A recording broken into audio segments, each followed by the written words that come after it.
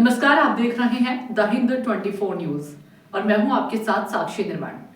आइए नजर डालते हैं आज की कुछ बड़ी खबरों की ओर। सूरत शहर में एक बार फिर पुलिस की दादागिरी का मामला सामने आया है। उमरा क्षेत्र में देर रात एक दुकानदार के साथ पुलिस द्वारा कथित तौर पर बदसलूकी किए जाने की घटना ने शहर में चर्चा को जन्म दे दिया है। पूरी घटना इलाके में लगे सीसीटीवी कैमरों में कैद हो गई, जिसके वीडियो अब सोशल मीडिया पर वायरल हो रहे हैं। जानकारी के अनुसार रात के समय दुकान खुली होने को लेकर पुलिस और दुकानदार के बीच कहासुनी हुई, जो देखते ही देखते रकझक में बदल गई।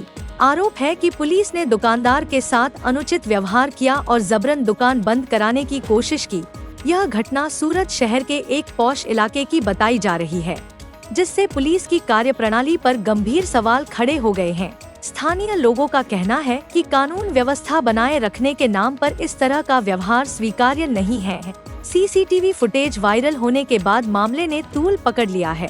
फिलहाल पुलिस प्रशासन की ओर से इस घटना को लेकर कोई आधिकारिक प्रतिक्रिया सामने नहीं आई है।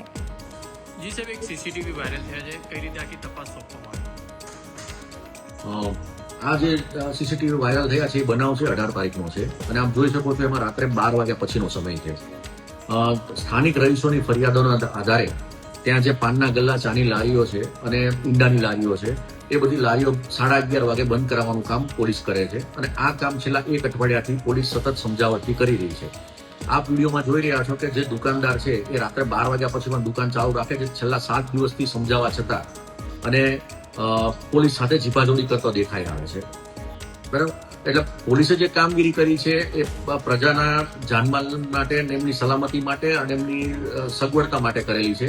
આમાં પોલીસનું પર્સનલ કંઈ નથી અને જે કંઈ કાર્યવાહી થઈ છે એ યોગ્ય થઈ છે।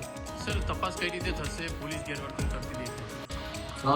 અમે એ બાબતે સીસીટીવી ફૂટેજ આખા ડીવીઆર મેળવી અને ચેક કરીશું અને એમાં પ્રાથમિક દ્રષ્ટિએ સીસીટીવીમાં દેખાય છે કે પોલીસ પહેલા રિક્વેસ્ટ કરે છે અને જો કંઈ એમાં પોલીસની આવશે તો એમાં યોગ્ય કાર્યવાહી કરીશું।